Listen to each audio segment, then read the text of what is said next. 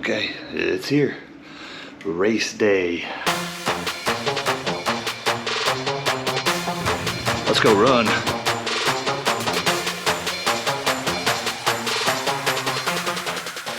So I ran my first half marathon. Just a few weeks later, I ran a second half marathon, and I wanted to share from the hybrid athlete's perspective. So from someone who is training for a half marathon while still lifting heavy. And I'm also going to include a checklist of things. So if you are planning on running a half marathon and you just need like a handy dandy checklist of stuff to have or to be prepared for, to think about, I have it all included. Half mile finish, or half mile, yeah. Ran a half mile today, it was great. Half marathon finished. See if we can find some food and beer. The number one lesson that I learned was as miles go up, your weightlifting and specifically on your lower body, weightlifting volume will need to come down. That doesn't mean we're not lifting heavy. That just means that we're tapering our volume as the run volume goes up. I was able to continue to lift heavy and keep my volume decently high, I would say, until about the final 3 weeks leading up to the half marathon. That is really when the volume starts to kick in even higher, and you really have to start monitoring your run volume mixed with your lifting volume. Pay attention to your legs, your lower body, and just overall fatigue as the miles creep up.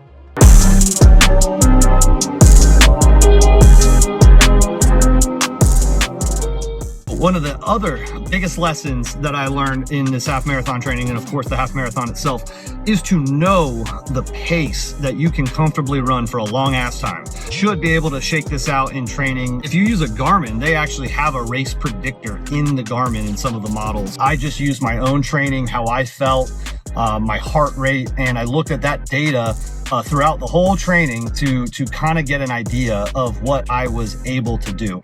Have a pace in mind, have a numeric time goal.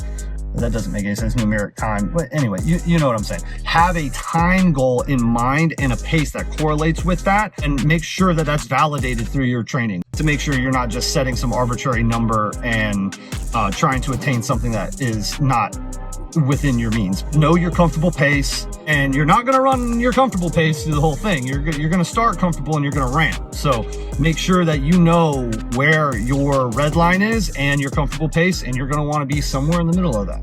Okay, next tip is going to be, don't pass up your first few water stops. You got the energy, the nerves, the excitement. You start a little slower than what you're going to end with. So you're feeling pretty good. Make sure you do stop at those first few water stations, because one, just get used to it. Get used to grabbing the water, taking a second, having a sip. Other second reason for that is when you need water or you feel like you need hydration, it's too late. Buckle up, Buttercup, because you're going to be running for a long time. So go ahead and don't skip those first few water stations. That is key.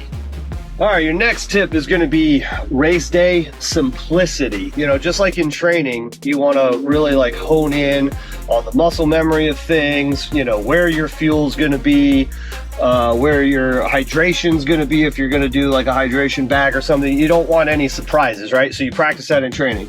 Well, keep everything the same on race day. Don't try new shoes on race day. Don't wear new clothes. Don't buy any new food or fuel or anything, because you don't know how your body's going to react to it. So keep things as simple as possible. Try to lay out everything the night before. If you got your bib and all that stuff ahead of time, go ahead and pin that to your shirt or your shorts or wherever you're going to wear your bib. Have everything ready, so you literally just have to wake up, get your stuff, and go.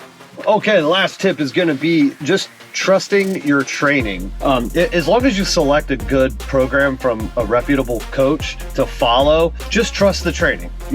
You hire coaches for a reason. That's why I have a job. Trust that you have done the right things when it comes to the runs, the recovery, and taking care of yourself, and all of the preparation, which we talked about earlier in this video. If you lay all that stuff out, then all you got to do is show up and run your race, and it's going to be a great one. So what is next for the channel? Well, I started this because of the half marathon training, and trying to balance lifting weights, maintaining strength, and running. Next up is going to be we're switching gears. We're moving over to powerlifting. I've got 2 meets coming up. I've got a deadlift only, just to kind of dip my toe into the USPA, figure out the rules, figure out all of that stuff, how weigh-ins work, how all that stuff works. Shortly after that, I've got a full powerlifting meet over at the state championship. Has my strength held up? Have I gotten weaker since I've been running? All that is to come. Catch you guys in the next video.